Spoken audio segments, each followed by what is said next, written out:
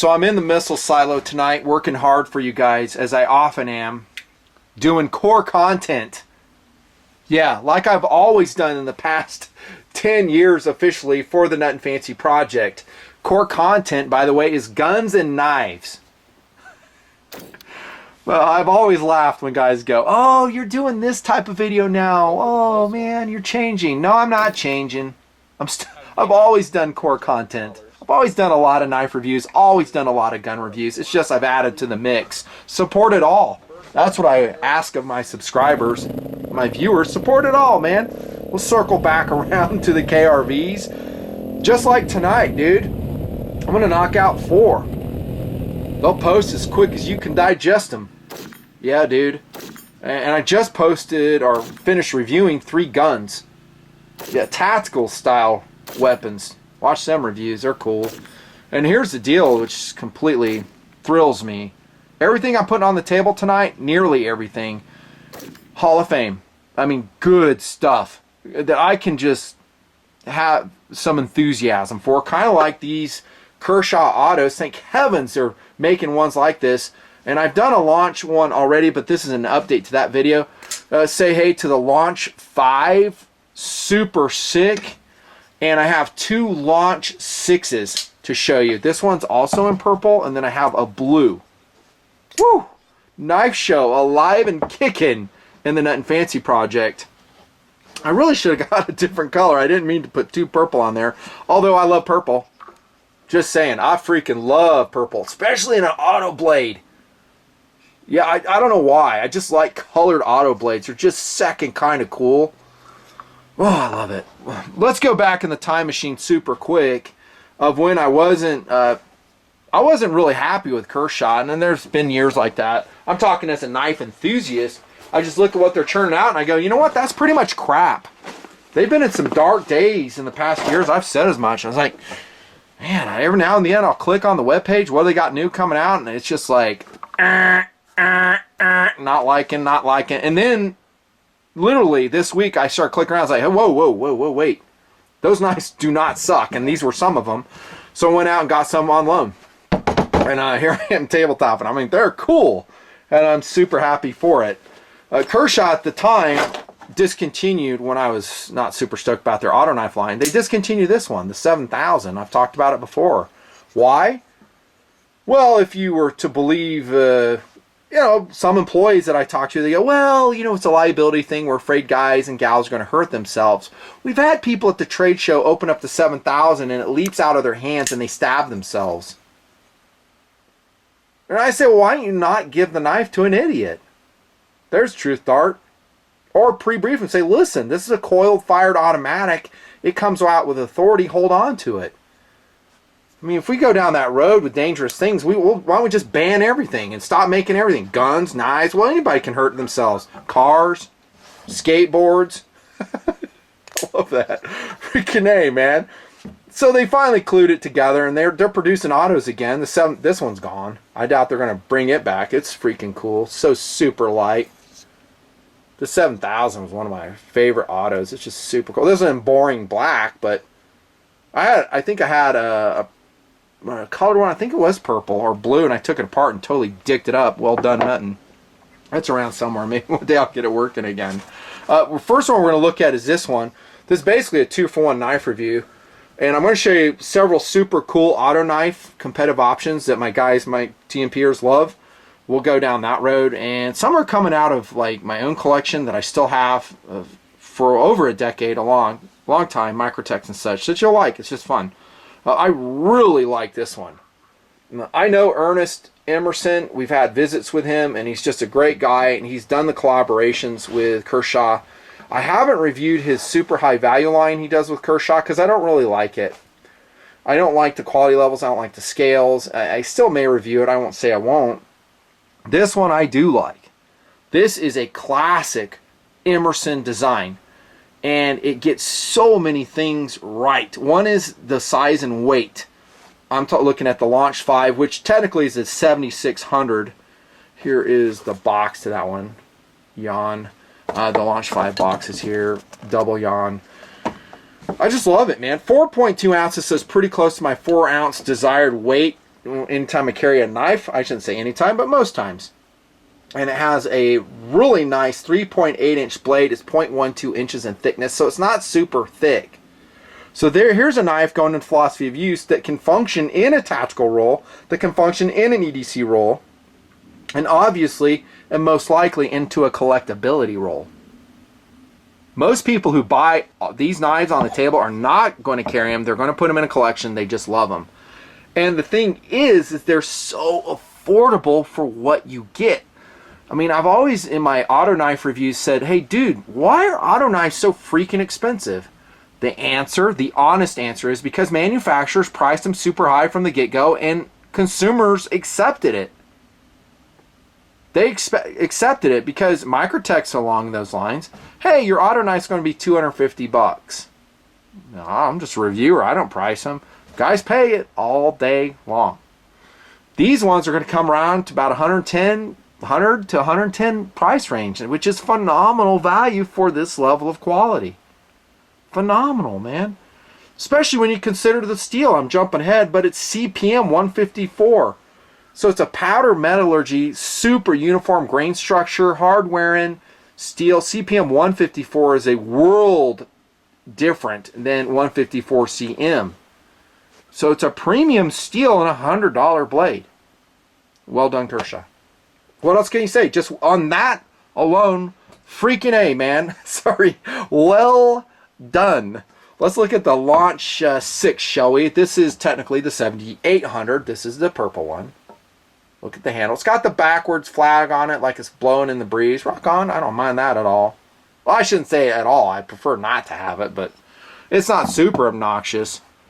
It's only when they put those pandering sayings on there, you know, whatever, Liberty, Statue. I don't need that. I would never have a knife with all that stuff. There's a look at the blue one. Philosophy of use on the 7800.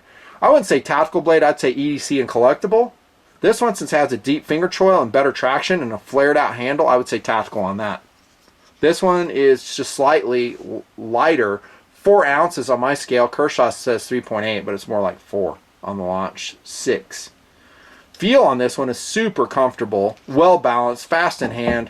I would say same for this one. I actually like the feel on the Launch 7600 a little bit better just because it's more enveloping to the hand. So it gives me kind of that sense of security, I guess. I love the blade shape on this one. This is a clip blade. Oh my gosh, it's so nice. It's just a classic design. Flat ground from this portion down. And it has a flat right here for a consistent angle sharpener, which makes me like the 7600 just a little bit more. DLC coated blade on both of them. There's the Emerson logo on this one. The edge coming off of these is just super sick. When you notice made in the US, by the way. So here you have a $100 auto made in the US. Gosh, that's great value, man. We ain't seeing China or Taiwan on this, are we? I love the edges I was saying, though. I mean, I was really so happy with the edges. Where's my cutting card? I was just like, God, I can't believe how good these edges are. They're just really excellent. I mean, I don't have to break out my sharpener and mess around with them. So whoever was responsible for this project, dude, I mean, double high five from TMP. You freaking did it right. The edges are good. The quality levels are super excellent. Oh, I love it.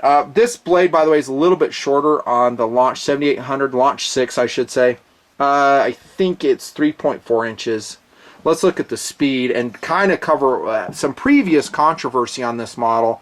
It has kind of what they call a bullseye deployment button. You can see the recessing. It's not completely recessed. I think they got it right. So the button's not sticking out too much where you'd inadvertently do it. We don't have any dumb safeties we have to worry about. Thumbs up from TMP. You don't need a safety on an auto. I've never accidentally fired one off. I just haven't. It's a dedicated deployment that you need. There's your stop pin on the Launch 6. And the controversy is the earlier models would rebound. So they wouldn't lock. It's not there. It just hit the tripod. That's not it. Right here. I've been firing these off all day. I haven't had a fail to lock on all 3 of these. I can't tell you that for sure you'll never have a failure to lock. But, you know, there's some controversy. I don't know if it's deploying too quick. The plunge lock wasn't engaging. There's some conversations of this. I think Kershaw's fixed it. Not positive, but I think they fixed it, judging from at least these 3 knives. The deployment is very coil-fired auto, and the lockup is really excellent. Up and down, no movement at all. No movement there. I'm super impressed, dude. Let's look at centering. Perfect. Perfect. Perfect. Oh my gosh. Yeah, well done. Now, are these hard use knives? Let's be real. They're not. I mean, you know, I have other blades I'd use for that. I think you do too, right? I'm not going to go out and just abuse this knife. It's too cool looking, too special. You know, it's not a super expensive knife, but I think guys are really going to treat it like it is. Now, if I gear check and you have one of these and it has hardware on it, high five from me, dude. High five. I really like it. Handle construction, 6000 series aluminum. This is very typical on the Launch 5 construction. The one thing they did right, and I'm going to bring in a competitive option on this, is they made the scales, I think, pretty slim. Probably as slender as they can get away with on this one. And the knife I'm going to show you to illustrate that fact is the Benchmade 5000, coming out of my own collection. This is over a decade, I think I've had this one. This is, I've shown it before. There's 154 cm. I do like this coloration of purple even more. I mean, look at the difference. This one is kind of the ultraviolet purple, just super, super excellent. I love it. And this one's limited edition, 22 of 50. Yeah, eat your heart out. One day I may sell this. I may just give it to BHQ and have them sell it because it's an auto. It's harder for me to sell it. But I got distracted because this knife is so freaking cool, at least in looks. But the handle construction. So here we have aluminum lined with like 420 stainless steel. This is a heavier knife. They went with thinner scales, but then Benchmade goes, well, to make it stronger, torsional rigidity, we're going to steel line it. That's my point. Okay, we may look at that one again. It's a cool blade. So I like the handle construction. Talked about the deep finger choil here. The one thing that's cool, I did say probably not a tactical blade. The Launch 6, as it kind of blends to the blue background there, does have kind of a closed secondary weapon function with that butt right there. It's nasty, man. And that takes us to clip. I do not dig the clip so much on the Launch 6. I would probably look to replace it somehow. It's not a deep carry. You're going to have a large chunk of the knife protruding from your pocket. It's strong enough. It is blackened. I like that. I like the profile of it. I just wish it was kind of a loop over. And we're going to look at some other Kershaw designs coming up in review tonight that have that clip that are super excellent. And let's see if I have one. I think I have one right here. Here you go. Yeah, this one right here, which I just reprofiled. That's a beautiful one. So this is the Kershaw, I'm trying to get the name right, Weston, I think this one is. I'll review it separately. It's a cool freaking blade. For the money, it's really superb. But that's a better clip. That's what they should put on there. And I didn't really measure this. I mean, could you, is the screw spacing such you could put that on? Probably. Yeah, but these days it's really not that hard of an affair to put a clip on that you like. A lot of guys are doing it. There's all types of videos out there showing it. I've shown some myself. I forgot to show you the clip on this one, the Launch 5 7600. Same one we've seen on the Skyline for years and a lot of other Kershaw knives. No Wizard of Oz issues. I actually like this clip. I just don't like it that much on this knife because it's not, you guessed it, deep carry. Yeah, same amount protruding on the Launch 5 as the Launch 6. So we're just going to have a lot of knife shown out of the pocket. It can get flipped, knocked out of the pocket, and bye-bye, it goes. You miss it. I'd probably do some experimentation here with other clips, you know, and see if I can put something deep carry on there. There's a lot of aftermarket ones that are available. There's a look at the milling. And this is kind of cool. I forgot to mention on this handle set, you have a recessed lanyard attachment system here if you want to run a lanyard on it. But is that just, that's a classic Emerson blade there. You can just tell it has an Emerson influence on it. I like it. I like Ernie blades, man. They're cool. Sometimes they're expensive, more expensive than I want to pay, especially for the steel he uses, which is standard 154 cm, not the upgraded powder metallurgy CPM 150M. Whew, a lot to be said. Durability, I'd say realistically it'll be phenomenal, especially again considering the steel. This is not a knife I'm going to be cutting carpets with, stabbing stuff with. I'm just not. Most guys are just going to run around it, do light EDC or food preparation work with it, opening packages, stuff like that. Value is off the scales, dude. It really is. Around $100 for both of these knives. I really like, I've been getting a lot of love this one. I like this one too. I love the Launch 6. I think it's cool. I can change the clip out. That's the only downside. No ramp and no jimping, but not every knife has to have that. I really like these colorations too. And there's more colorations as well. Look at the link above. That's my recommended retailer for these knives. I like you supporting them because they support me in loaning me these knives so I can bring them to tabletop. Pretty cool. Competitive options. Let's go with this one. Speaking of purple, the Piranha X. Woo! That is a pretty knife, dude. US made. I think it always has a little bit of wiggle. Nope, this one's tight, dude. Nothing. That's a better clip. I mean, it's a single screw clip on this Piranha X. But it's strong and it carries deeper. It's a really super sick, high value, US produced auto. Look at the polish on that. You might even be able to see my fat face in it too. I hope you don't. I'll spare you if I can. That is a beautiful knife. I've got it engraved from 2015 last year. I guess it's a purple fest going on here. Let's continue it. We're going to go back to the happy days of Microtech when they were producing everything they came out with was awesome. At least in my book. This one's dated 10 of 2004. Microtech UMS. Dude, that is such a super color. It's kind of a pinkish actually. Anyways, that's not really a competitive option, but the interesting comparison is how does this one fire? And by the way, I do not store my auto knives in open position. I think it's dangerous. People can cut themselves. I can store it closed, and look at this. Still comes out. So here we have it. It's what, 12 years old? Freaking A. Let's compare it against this one, the Launch 6. That's equal. It's a tie. How about the Protect 3 in gray? Speaking of autos. That's a TR3, I think. Tactical Response 3 in gray. This is what I'm talking about. So this has kind of a thicker handle scale, kind of. I'm sure I'm not lying to you. They're about the same. I'm lying to you. I love the Protect, though. They're super cool autos. They come in a variety of colorations. Just a thought. Just a thought. Here's one you can eat your heart out with because, dude, you're never going to find it. This is a Microtech Amphibium out of my personal collection. Super sick. Auto, by the way. Amphibian auto. You want to talk about jimping that works? Here it works. Top side, here it works. Look at how beautiful that auto knife is. This is expensive. This is a great example of when a production knife can just go up, up, up in value. I could sell this and I could get double what I paid for it right now. I wish it wasn't in black. I wish it was like in a camouflage tan, but I came to the market and the knife seemed too late to get that. This one is also 12 years old. This one has a production date of 4/2004. This Amphibian. I have a manual action one that has a freaking camo pattern on it that gives me a boner. Love it. The knife, not the boner. Here's one. I love this knife. Speaking of Kershaw, now it's not an auto, but I've always said it is kind of. 1870.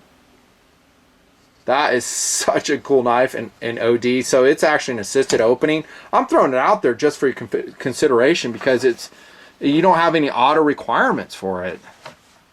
Dang, this is going to be feature length on a freaking knife review. Here's the upgraded version of that UMS. They actually came out, and I reviewed this separately with a UDT, Underwater Demolition Team. This one has a production date of 12/2015. Go watch my review on this, and look at that handle color. Dark forest green, maybe dark OD with black contrasting buttons, handle sets, proprietary fasteners on this Microtech. But the price on this is reasonable. I mean, it's near this. Most of these knives, these newer production ones, they've clued in. They go, hey, if we want to sell more autos, we can bring the price down. They did it. God, I'm running out of space. Raise the camera up a little bit. Here comes another Piranha, which I really love. This is a great EDC blade. It might be a little bit better EDC blade than these Kershaws because it's smaller, and that's a Piranha Pocket Model 1. This is an orange dapple with a black blade. This is just 154 cm, although some of their blades, like in the X, are using S30. on. Super cool blade. That's see, but here I reviewed the Model 1 pretty positively, but I had to reprofile this clip because it was freaking sticking out, and I'm, you know, scraping everything you come across. It's way out there, so if you pass a car door, you can actually gouge it with your clip. You got to be super careful. So I ground that down, and I just lived with it sticking out of the pocket. This one is much more difficult to put a different clip on, obviously, than these two. Fun review, fun review. And then here's a Model X, by the way, in black. Cast member in the Nut Fancy project. Look at the milling on that. Oh, that's cool. This, I think, is S30V, this steel. US produced. What else do I have? Oh, how about the widely hated SOG flashback? No, it's not an auto, it's assisted, but it comes out like an auto, and dang, do people hate it. At least that's what I think. I love the flashback. I don't think it's good looking. I think it's a utility knife, man. It's just a super cool utility knife. Cheap, too. Now, I'm bringing it here because the clip is so excellent. That's deep carry. That's a lowrider clip. Put a chunk of skateboard tape on the side there. This one does not give me a boner. In case you're wondering, it doesn't. But, man, you talk about first cool all day long. I mean, the jimping's perfect. Cryogenically treated steel. It's lightweight. I mean, it's ugly, but, dude, it's functional. Dang, here's another UDT. New production in FDE handle coloration. Every time they anodize, it's going to come out just a little bit different. Jeez, is a expansive competitive offering, but I haven't done one for a long time. You guys love it, so here we go. How about the SOG Zoom? Not an auto, but it is like an auto. Look at this handle set. So this is different. We've got, so it's stainless steel lined, and I did criticize that. I wish they hadn't done it. If they would just make it full aluminum, just like this one, it would be so much more excellent. Lighter weight. You don't need stainless steel liners. It's ridiculous. I've said that forever. Perfect clip on it, though. Black. Awesome jimping. You want to talk about first cool? It's got it over these two all day long.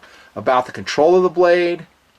It's less expensive steel. It does have a stupid lock button on it right up here. But I think I said in the review it's not obnoxious, so you won't accidentally turn it on, which is the big thing. And I have a mini zoom around here somewhere. That's it. I'm wrapping it up, man. The stars of the show, though, are the very excellent, I say, Kershaws 76, 7800 knives. I think they are a great addition to the auto knife market, and they definitely deserve your consideration if you like autos. I've always said forever and ever and ever that a good balanced manual action knife is enough to just get it done for me, and I'll stick by that. But autos are cool, man, and when they're coming at this price level, totally worth it. Over and out.